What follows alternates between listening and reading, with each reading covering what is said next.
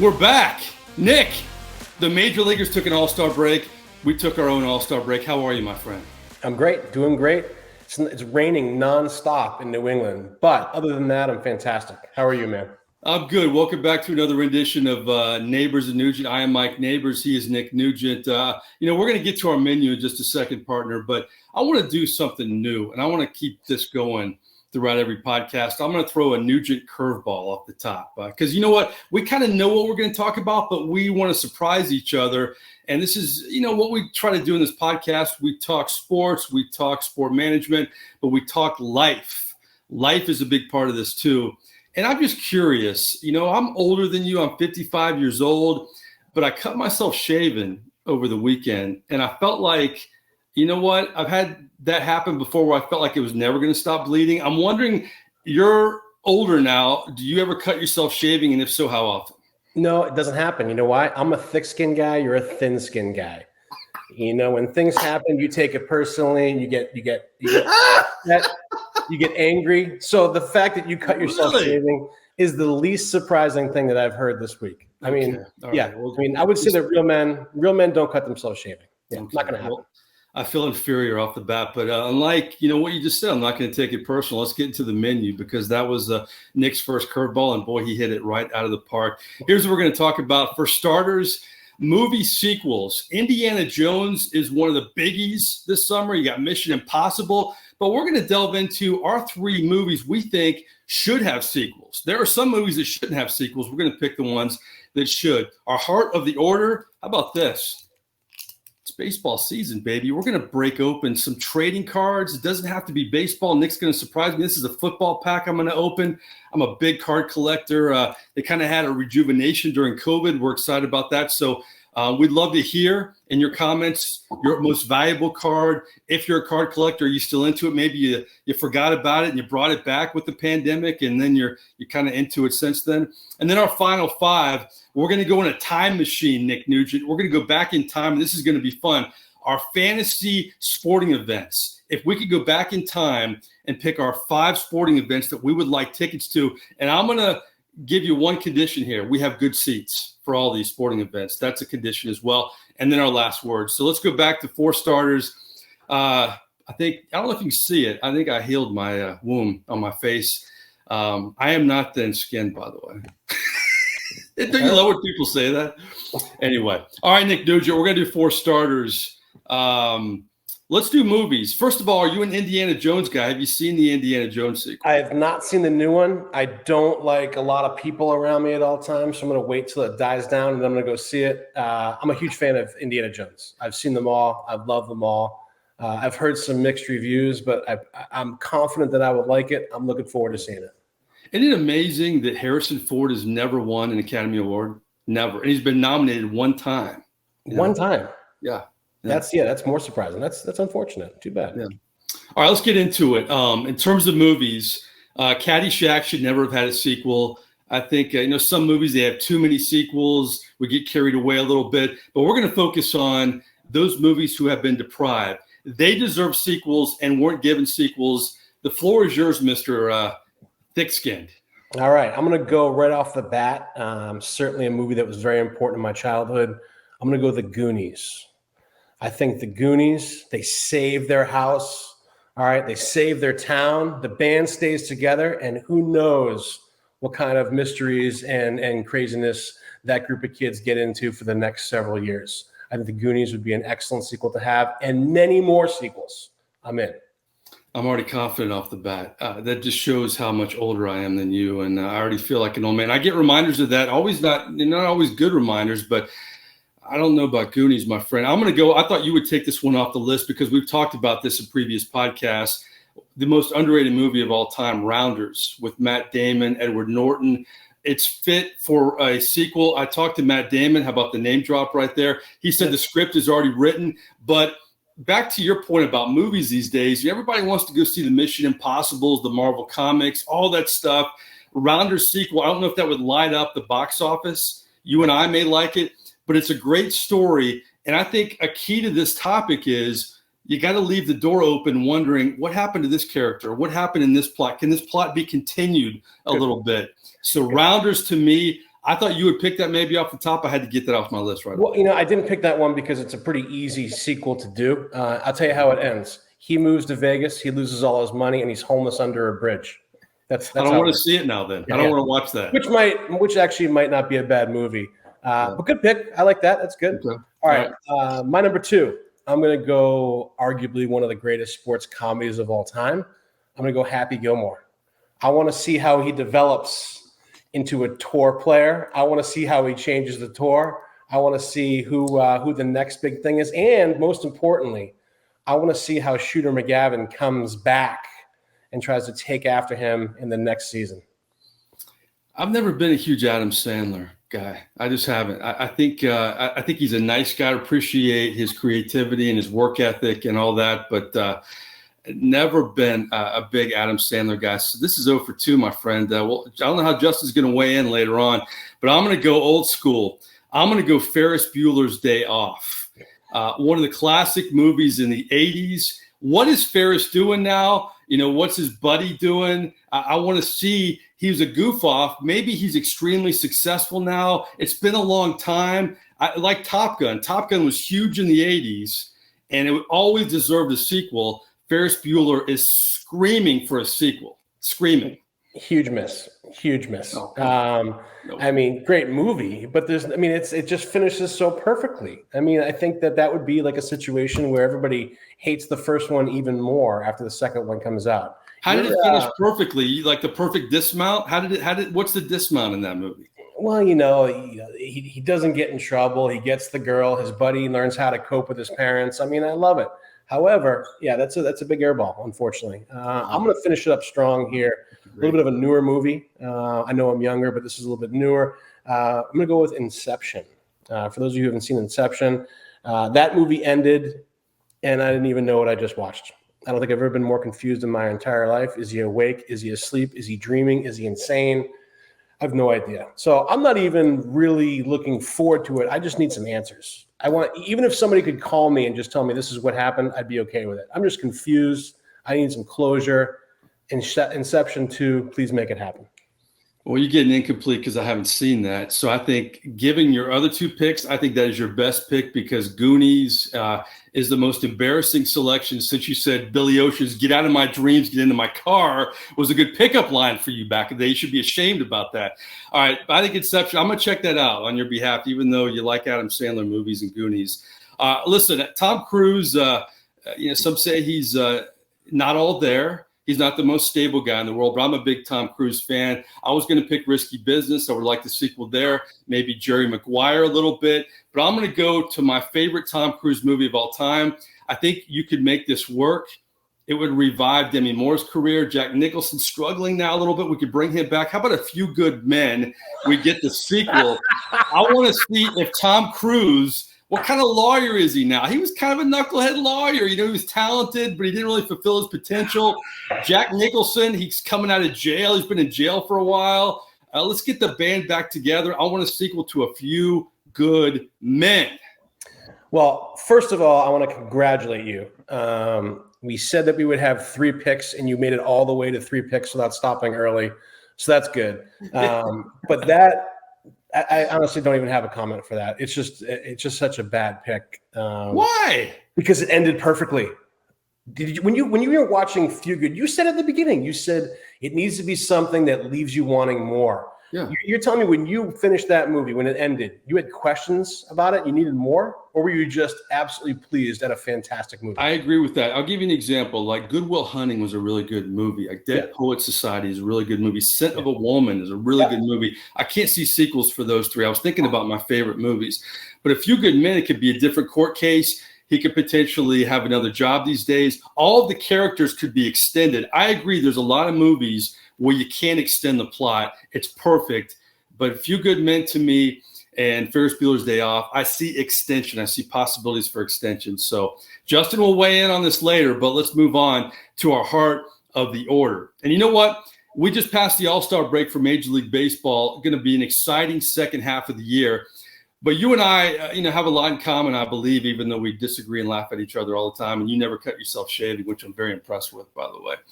One of these days, I'm going to have like some blood. I'm just going to be bloody showing up to this or something. Yeah, I like it.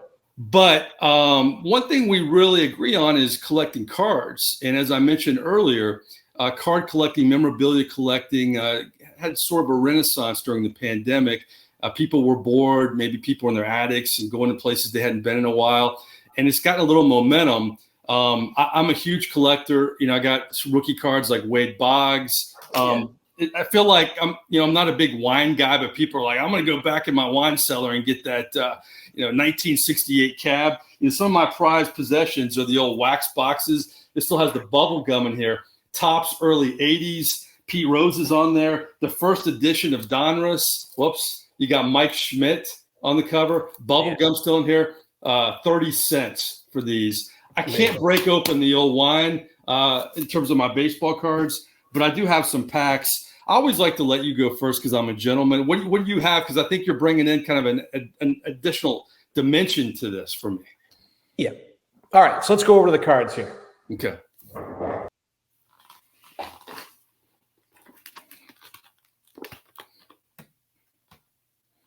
What do you got? On the floor. Oh, you get a little versatility there. I like it. I did go out today and pick up some other cards, and that we got a football, we got some hockey, we got some baseball. Let's do the football first here. Let's see what we got.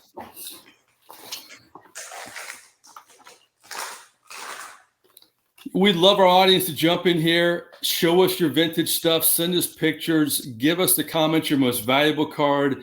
A card that you would like to have. I think the great thing about these wax packs is, man, you don't know what you're going to get. And I think a problem with cards for a while, Nick, is they were mass produced. It used just to be Topps and Donruss, and now you got all kinds of stuff. What do you got for me? Yeah, these are kind of different now. It's tough because they're making a comeback, but now you have new companies that are trying to jump in and make it popular again. So these are they don't have the appeal of the old ones. Let's just see what we got. We got Najee Harris. We got Justin Jefferson. That's not a bad one. Oh, those are good. Saquon Barkley. Oh, my God. We got Dak Prescott. We got Whoa. We got DJ Fire. We got Austin Eckler. We got Russ. Oh, my gosh. Sean Payton will bring him back. Damian Harris. Michael Pittman Jr. DeAndre Hopkins. I don't even know. Oh, I like Edward Solaire. He's a good player. What we got here? We got Gladiators. We got Gronkowski. Oh, my goodness. That's a good-looking card, too. I like that. Oh, right there. We got Travis Kelce. All right.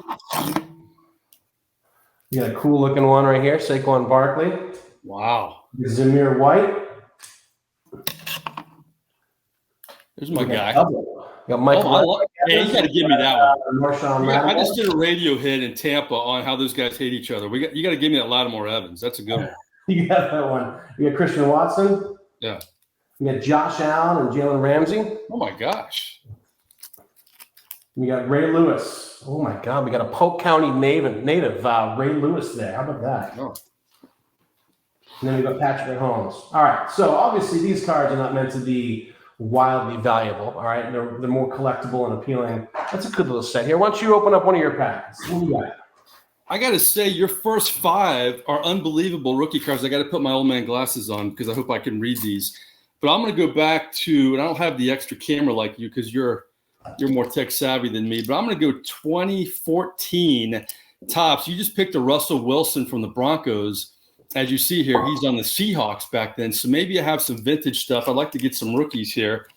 How about how old this is? I got Champ Bailey off the top in a Saints uniform. And Saints fans would laugh at this because you know how many games Champ Bailey played for the Saints? As many as you played for the Saints, Nick Nugent. How about that? Brandon Carr, you are smoking me. I got Josh Gordon, who's played for every NFL team, I think. This is a great quarterback. E.J. Manuel. They really miss him in Buffalo, don't they, with Josh Allen? Oh, yeah. This is the ultimate bust pack. Nick is killing me. Not only do I get E.J. Manuel, I get Christian Ponder. Our buddy Matt Berthall, our Dr. Berthall, Florida Southern, his favorite quarterback in a Minnesota uniform for sure. Jason Pierre-Paul, I'm rebounding. Yep. What do we have here? Oh, not only do I get Josh Gordon's car, I get Fantasy Focus Josh Gordon as well. Zach Ertz, tight end. You're just slaughtering me. Oh, this is the ultimate bust pack. EJ Manuel, Christian Ponder, and let's don't forget about Zach Mettenberger on the Tennessee Titans. Unbelievable. Let's finish strong here. All right, go into the next one. You just go ahead. You're crazy, Denard. I got a rebound from that. That was absolutely horrible. All right, I got a 2014 Topps baseball card pack. I'm going to save my best for last, hopefully, because we each are going to open 3 packs here, all right? Yep. In terms of 2014 baseball, I think I have to do better. I've never had a pack, and looking back, if I open this old pack with Russell Wilson 2014, that probably looked like a promising pack. You had 3 rookie quarterbacks, right? Well, they were all busts, so that's not good.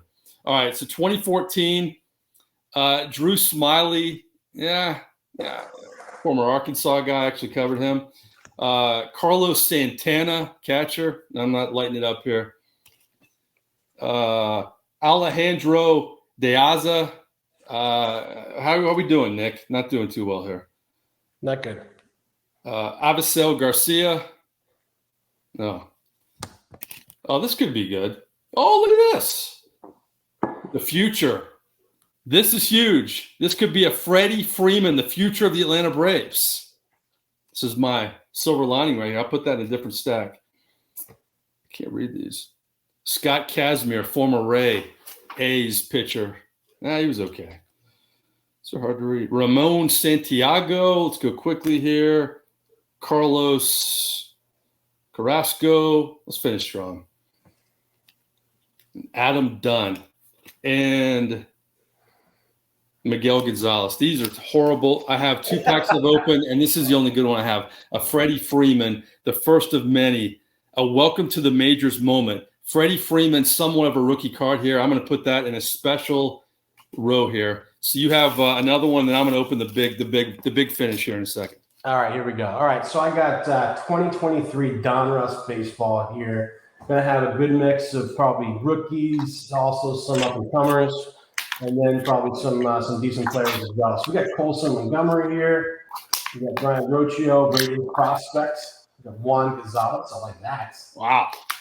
Jordan Walker. I like the old school. That's nice. Good old Early Win. I mean, just a fantastic name right there, by the way. I never saw him play, by the way. Yeah. Drew Jones, Alex Ramirez, Jimmy Rollins, heck of a lefty. I like him. Good old Whitey Ford, one of your favorite players. I think he was playing when you were about 16, 17, right? Yeah, in high school. I loved him. Yeah. Lance Berkman, heck of a player. Kevin Parada. Oh, good old Hoyt Wilhelm. Look at those cards, though, man. I like that. It's a good looking card. Not too bad at all. One of my favorites of all time. We got the Rocket, Roger Clemens. He should be in the Hall of Fame, by the way. Definitely a player. Carson Williams, future Ray, and then Pete Crow Armstrong. Don't know who he is, but looks like a hitter for sure. Looks like he just went Oppo Field right off the wall. Very nice. All right, back to you, sir. All right, I'm going to finish strong here. I have all these cards from all these years. I have this wax pack, LeBron James rookie year. This is like old wine. I don't know if I can open that yet. I showed you my really old stuff. I have all these wax packs, but I'm going to go old school. I have this thing that I bought. Look at Gary Sheffield, by the way. How about this? Just sticking out there. I got this combination wax pack from not 2014, not 2010. How about we're going 07, my friend? This is like some good wine I have in the cellar, to use that analogy one more time. I don't know we have time to open all these. These are kind of vintage ones, but I think the packs are what we're going for. It's the spontaneity of this podcast. So let me kind of open this, because I believe you have one more, correct? Yes, sir. Because I'm trying to count right. I've messed up in my counting here recently. All right, so opening this pack, there's not a lot of cards in here. I want to make sure I open this without upsetting the corners of this pack. All right, 2007. Big Papi is on the cover. There's not many cards in here. All right, not starting strong. We got a Jeff Cirillo. Have you ever heard of this player, Nick? No. Okay. Willie Ibar, the former absolutely decent no, player. Now we're talking. I'll put that in the Freddie Freeman category. All right, we got 3 more. Got to finish strong here. This is what – I don't care how old you are. I'm 55 years old. I cut myself shaving, and I still get excited about opening cards, man. This is exceptional. This is a guy who had a good start to his career and kind of petered out a little bit. It was Jeff Francoeur with the Braves. Now he's an announcer in Atlanta. Okay, 2 more. This is a small pack. Melky Cabrera, decent career. Not too bad. Not as good as my football with E.J. Manuel and Christian Ponder. Oh, here we go. Here we go. He's in the Hall of Fame. I'm going to finish strong like a champion that I am, Nick Nugent. How about that? That's pretty solid. That's good. All right, the floor is yours. You should be able to dominate me, though. This was not very good. All right, the last one we got, we're going hockey. We're going 21-22. We got only a few in each packet here, so I think we only have 5 cards. All right, let's go with 5 cards here. You want some Boston guys in here, don't you? Yeah. We got Jaden Schwartz with the Kraken. Kind of a fail. We got Max Pacioretty. He's a player. That's a good one. I like him. Good looking unis too. Good looking cards, by the way. Those are good. Those are the best looking cards that we've had for sure. Yeah, very good looking cards. We got Jacob Bernard Docker, Senators. Definitely a good player. Rookie. All right. Not bad. Oh no! I feel like disqualifying. Oh, I may have won now. That's your guy. One of my most hated, everyone's most hated players of all time. I definitely would like him on the team because he's a heck of a player. One of the all-time Bruins greats. I mean, you lose a little bit when you start kissing people and licking people, but would you give me that card? You just give that away to anybody, wouldn't you? Yeah, that's a good pick and a bad pick. I'm going to give that to my nephew, who's probably listening in the other room. And then Abby rebound. Oh my gosh, that's huge. That was meant to be. Oh my god. That's your last one? Yeah, that's the last one. That's insane. Oh my god, that's awesome. So we go from worst to best, baby. We go from 0 to hero. Unbelievable. That is really, really impressive. That's a good pick right there. Nice job. I like it. Excellent. Well, I give you the win on that one, and I can't really control that like I can most things in terms of the top 3 in the podcast for starters, and then we got the final 5. But I definitely give you the nod in that one. Well done. Let's go to the final 5. Excellent. All right, you know what? You take the floor. You go right off the bat. 5 sporting events that we wish we could have attended. Dream events. I like it. I love this category. You go ahead. You lead it off. Okay. And by the way, we're going to do the cards again. That was a lot of fun. And I got to get the other camera like you.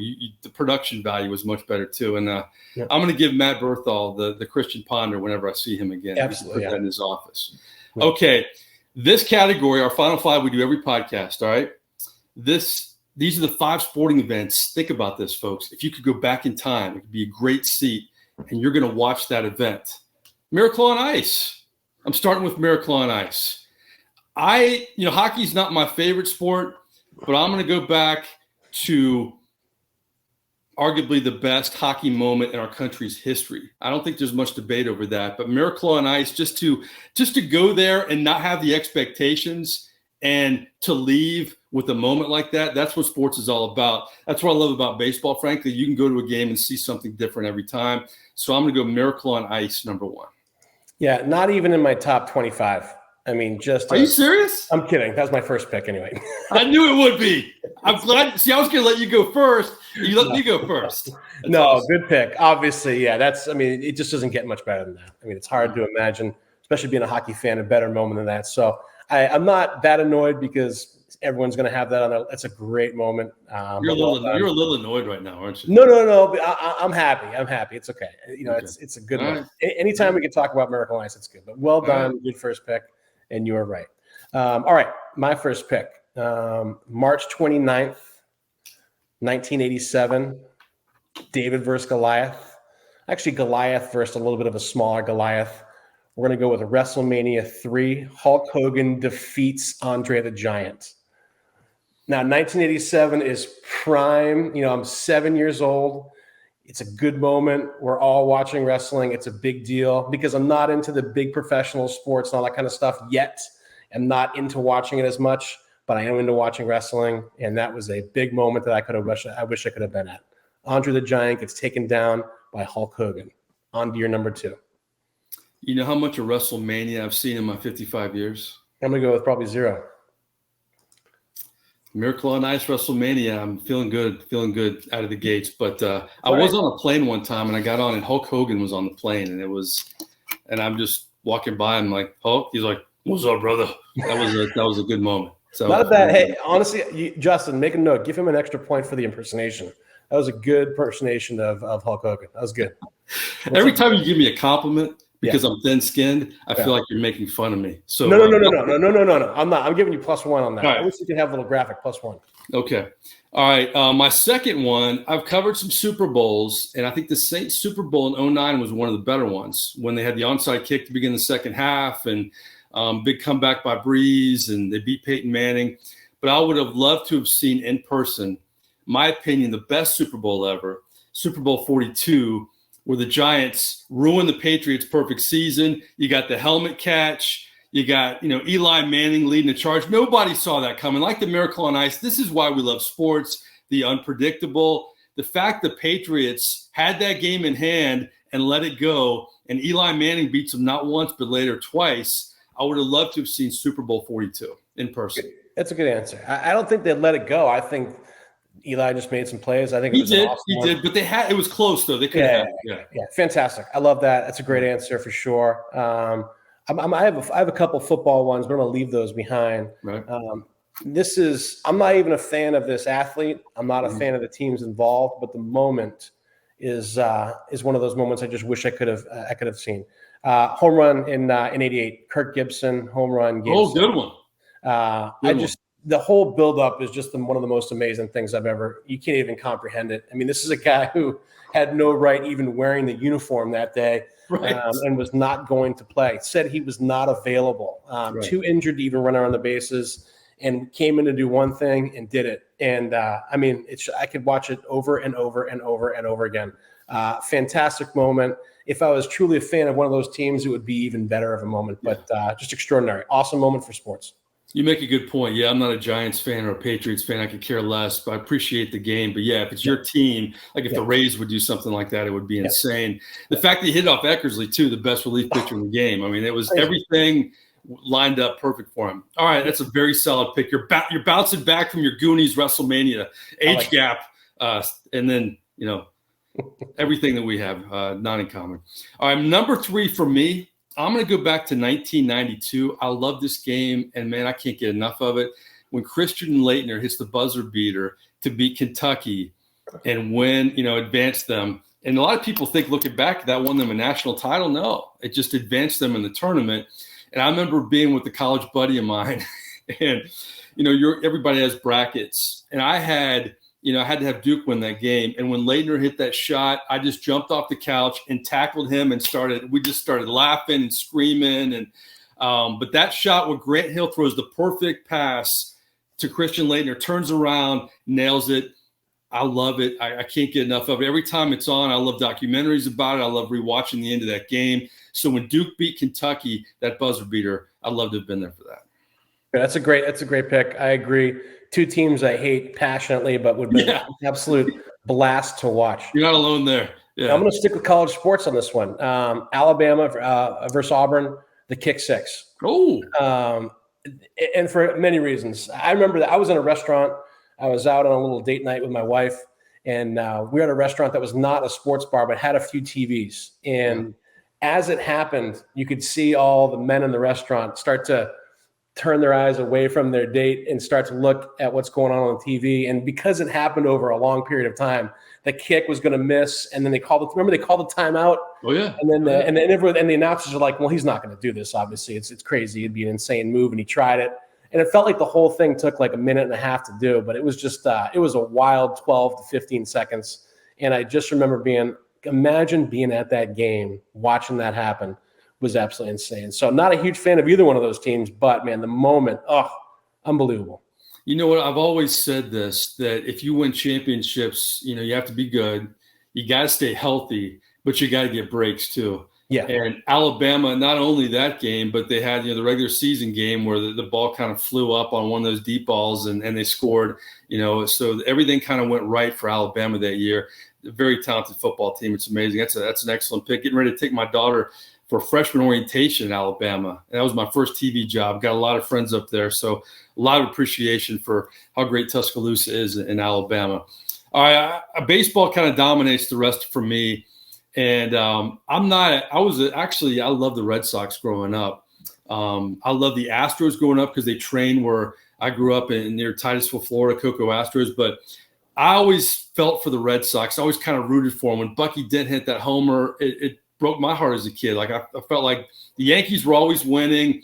The Red Sox kind of became America's team in a lot of ways. If you didn't have a team in Florida, we didn't have a major league team. Yeah. So when the curse of the Bambino was lifted in 2004, if I could be there for that clinching game and just sit with Boston fans who were obviously emotional, that is huge. And that's something, let's face it, Nick. I mean, you're up in that neck of the woods right now. That's something that fan base thought would never happen after a while. Generations never saw it. It's almost like I covered the Saints forever, and they were horrible, and then Breeze and Peyton came along, and they're good. Different generations got to experience different things. So if I could have been there for that clinching game, that would have been a lot of fun. I was when they won the World Series, and the Sox won the World Series, I was in Boston. They won it in St. Louis. Really? But I was in Boston. A buddy of mine lived in the North End, lived near Fenway Park.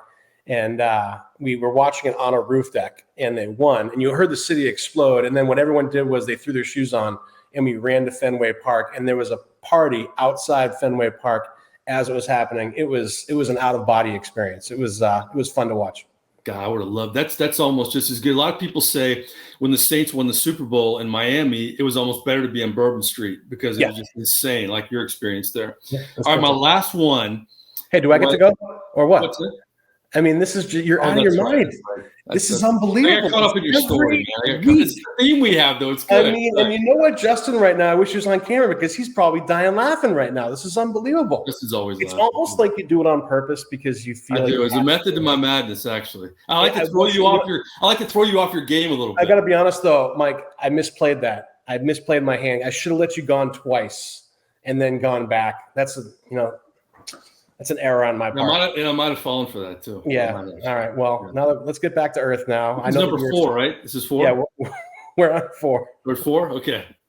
You know what I have now? I have a checklist of your picks. Yeah, I like that. I got caught up in your Boston moment, so I just skipped your 4. I'm gonna go Patriots coming back from 28-3. Good one. Yeah. But for one particular reason, I am an absolute proponent of, if you're at the game and it's a playoff game, you never leave the stadium early. All right. You never leave it early. Maybe regular season, fine, I get it. But there are some people that left that game and they were so angry at what was going on, they left. And I can't imagine those people that they left that game. What an exciting game to have it inch back. And then it got to the point where you knew they were going to win. It's just going to happen. I felt bad actually because I was a Falcons fan too. I love Matt Ryan. I love the Patriots, but I love Matt Ryan. But just the ability to be at that game coming back 28-3 had to have been outstanding to be at. But that's my number 4. Now go back for your 5th pick and final. 5th and final pick. Let's hear it. By the way, I want to touch on your 4th. We quit busting my what's here. Matt Ryan, if he wins that game, I think he's a lock to be in the Hall of Fame. But right now it's a big question mark, especially the way it ended. I mean, what's crazy to me is Matt Ryan was an MVP one year and Breeze was never an MVP, which diminished that award for me a little bit when that was going on. It's just timing sometimes. But I agree with you. I covered a game one time in Tampa where they were leading the Indianapolis Colts, huge in the fourth quarter. People know about that game. And then we were doing a live shot at halftime, and all these people are walking out. And I thought about the next day, how many of those people are going to say, A, they never left, or B, they just feel bad about it. It's just same with the Super Bowl. How do you leave a Super Bowl early, man? You pay so much for that ticket. Yeah, exactly. Just out of principle. I'm not, even if I was with my kids and like, can we go? I'm like, you're no way we're leaving. Right. I'm going to get my house, my car repossessed because I had to pay for these tickets. You sit your butt in that seat. We're watching to the end. By the way, we can talk about this in a later podcast. I never, unless I really have to, leave a baseball game early. Never. No need to. Yeah. No. I don't understand. People are going to beat the traffic leaving in the bottom of the 8th. Is it really going to save you that much time on the way out? All right, my last one. kind of a theme here. This is my last one, right, Nick? Yes. Okay. The Red Sox 04, and then this is proof that Theo Epstein had the best baseball career of maybe anybody. He goes to the Cubs, and the Cubs in 2016 win it all. I want to be at that game, the same reason I want to be at that Red Sox game, because it's history, and you never thought maybe that would happen. And that's, to me, why you go back in time, because you know it's going to happen. But to be there, just like the Red Sox game, I thought about the Falcons game, but to me, I'm a baseball guy. Baseball took precedence over that, and that game with the Patriots and Giants took precedence over that too. So that was the method of my madness. But that finishes out my top 5. Great answer. I'm the same way. Not a Cubs fan, but watching that happen was pretty awesome. You know, I'm a weird fan. I'm a diehard Lightning fan, but outside of that, I just love to watch sports, and I don't want my teams to lose. But man, if I'm watching 2 teams I don't care about, an amazing game, that's all I want. Good. All right, my last one. I'm going a Tiger Woods moment. My 5th one. I'm going to Tiger Woods moment. In 2019, when he won the Masters again, I think that you go back in his early part of his career, and he's winning, and it's just expected. And then all of a sudden, stuff happens in life, and he's just an afterthought, and everyone's like, he's just not going to. So many experts, are saying things like, if he ever wins again, I'll give him my house, or I'll move to Canada. I mean, it's just not going to happen. Period. No chance. And then it happens, and the buildup was amazing. I'll never forget watching that and seeing him come up that 18th fairway. It was one of the more amazing things I've seen on TV in my life. For any true golf fan, watching that happen was just extraordinary. And it wasn't the golf shots; it was the amount of people that were so happy for him. It was a great moment to watch, and I was a huge fan. I love the fact that, when he walks off after everything he's been through, he doesn't hug his dad this time, who wasn't alive. He gets to hug his son. I mean, it was surreal, and his daughter and his mom and all that. So, all right, Justin, what do you think? Nick has been hard on me. I know. Are you laughing behind the scenes? Are you? I'm definitely laughing, mainly because, Mike, you still struggle to count. I don't know how we're going to. What was the problem early on? What happened? I don't ask me. You're the one who's struggling. You stopped teaching, Nick, and I got too much. I got too much stuff. I don't think of. But blame it on not teaching anymore for a while. It's funny. Going back to, I'm going to start with the movies first. Mike, you kept busting Nick on one of his picks, and that alone lost you the first round, the movie round. I don't know what your beef is with the Goonies, but the Goonies was actually my number 1 pick as well. No. Maybe it's a generational. I have to lose to the Goonie crowd here. That's fine. Maybe it's a generational thing, but that was the first movie I thought of. But I also I'm gonna call you guys the Goonies from now on. I'm fine with that. It's fine. Goonies never die. That's right. I love it. Can you guys buy Goonies on shirts on Amazon and wear them in a future podcast? I have one somewhere. It probably doesn't fit me anymore, but I definitely had a Goonies shirt. Yeah, Nick had just better. Inception, I disagree with that. I thought that was a perfect movie. It ended perfectly. I get why you picked it. But the Goonies. But Nick, no. But also, Happy Gilmore was one I didn't think of, and that's a perfect movie. I would love to see, like you said, Nick. It's probably my favorite Adam Sandler movie. Mike, your Rounders pick was good, but Ferris Bueller's Day Off, I have to agree with Nick. Perfect movie, ended perfectly. We don't need a sequel. And A Few Good Men. Did you say you would bring back Jack Nicholson? What? He's going to be in jail? What? No, he's going to get out of jail. He's getting out of jail. Oh, he's getting out of jail. Now he's going to join the good. And then do what? Yeah, what? Hey man, let's let Rob Reiner do his magic. Mike, all right, so if I have to live with you guys picking Goonies, then that's fine, because I'm not thin-skinned, and unlike Nick, I will not say, I don't know if Justin should be the judge and jury here. No, that's fine. I'll take my losses, but I can go to sleep at night knowing that Bob Uecker a few weeks ago was a great pick, and I'll take my Ferris Bueller. What's Ferris Bueller's friend's name, by the way? I couldn't think of Cameron. Cameron. You must be remind me of Cameron. You must be a huge fan of Ferris Bueller if you can't think of the star's name. Great, awesome. Yeah, that's why he needs a sequel, Dick, so he can remember. Exactly. Boy, if you ganged up on Nick like this, Nick Mr. Thickskin would not be smiling right now. Justin and I have never gone away from each other. We're okay. Every decision he makes. No, that's not true. A couple weeks ago, you're like, I don't think Justin should be the judge and jury. I want Justin to be the judge and jury. Like you got to live in the present. Well, you know, Nick, we can test your theory right now because for the final five, I'm going with Mike on this one. Mike had 3 of my picks. You, Nick, only had 1 of my picks. So that alone I give to Mike. But I just also thought WrestleMania 3, similar to maybe how Mike feels about Goonies, that did nothing for me. It's all right. Kirk Gibson in 88. Your Bama versus Auburn pick was actually really good. I gave you that over Mike. And your Pats over Falcons was one of my picks. But overall, I just thought Mike had better options. He kind of stole your thunder maybe with the Miracle on Ice. I know you said that was your pick. I knew that before the podcast. I knew that would be your number 1. Speaking of 2. You gave it to me. I don't know if you can see or not. It's blurry. But that was who I thought you were going to pick as well, Nick. Okay. So I'm proud of myself. Some ones y'all left off the floor that I thought would be interesting. Rumble in the Jungle. I thought that would be really fun to see. Thought about that, actually. Yeah. And then also, this is really old school, but Jesse Owens in the 1936 Thought about that. Olympics. Yeah, it's good. Good. But hey, y'all split this week, so I don't know. Maybe next week y'all can split the other. Well, who had the better cards? I mean, I think we can go to the cards. Nick needs needs something to pull the final. You got 3 segments. Next week, Nick's going to say, let's pick 2 lottery tickets. Whoever gets the best one, that's the tiebreaker. Who dressed the best? Who's in the best location? No, I'm good with that. I agree with your judging. As always, you are a noble and honorable judge. When he wins, he sure agrees with Justin. By the way, when Nick picked the Falcons game, as much as Justin hates the Falcons, I thought I lost at that point. I thought I definitely won the movies, but I thought I lost this week because the Falcons. You thought that you definitely won the movies? Oh, yeah. I'm going to tell you right now that Ferris Bueller was a terrible pick. A Few Good Men might be the worst take that you've ever had and will ever have in the future.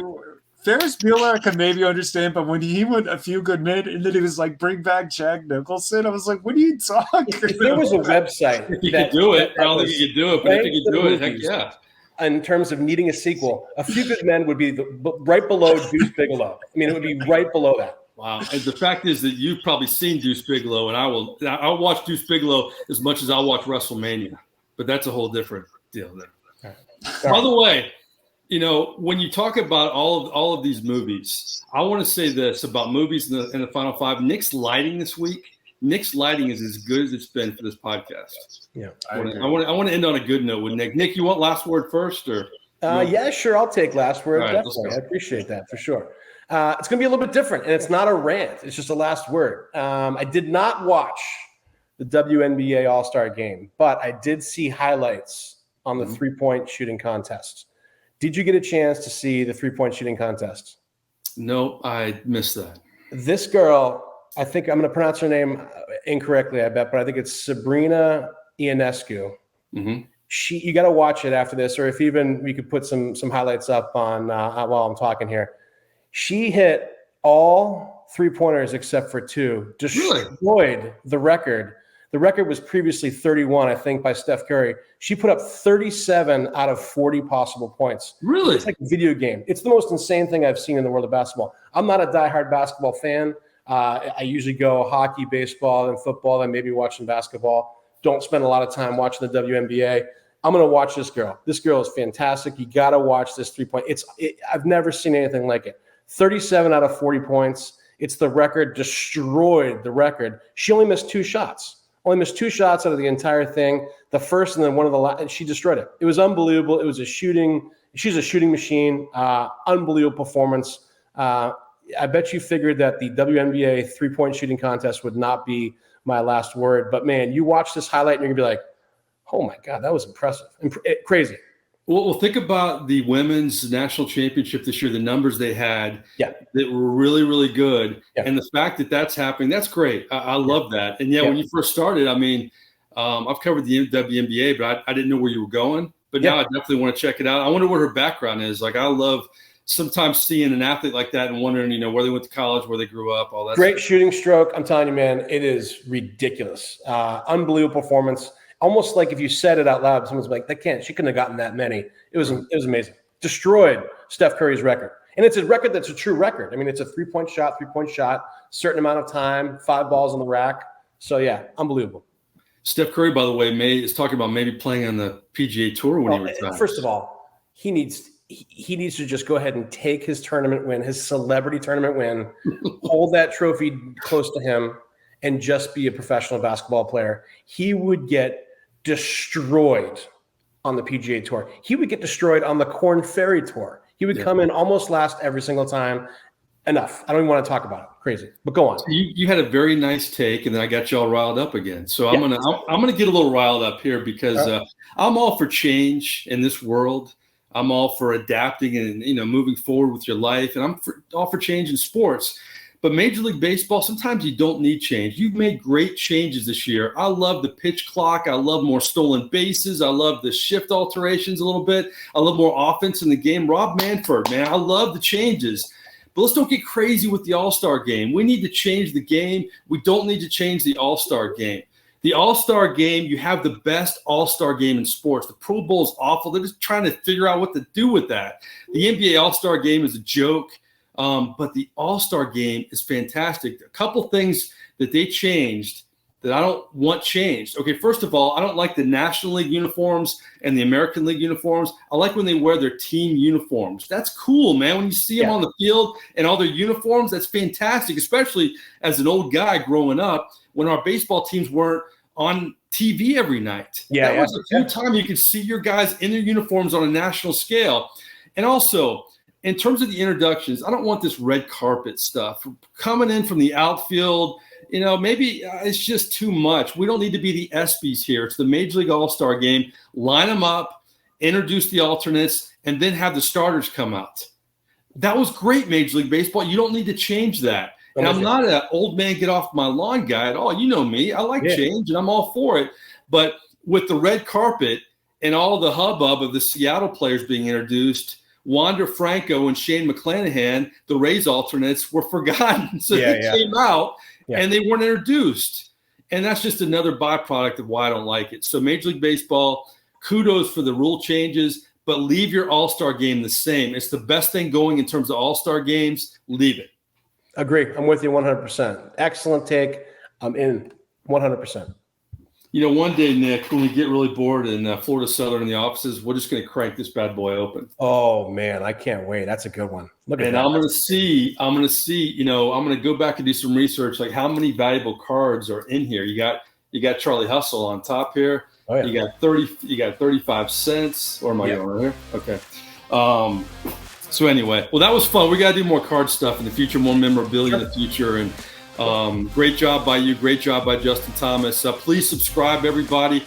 We're growing this podcast. We're going to bring in some really good guests in the future, but sometimes it's just Nick and I talking sports and talking life and talking cutting yourself shaving. So for the thick-skinned Nick Nugent, I am merely the thin-skinned Mike Neighbors. Until next time, we'll see you.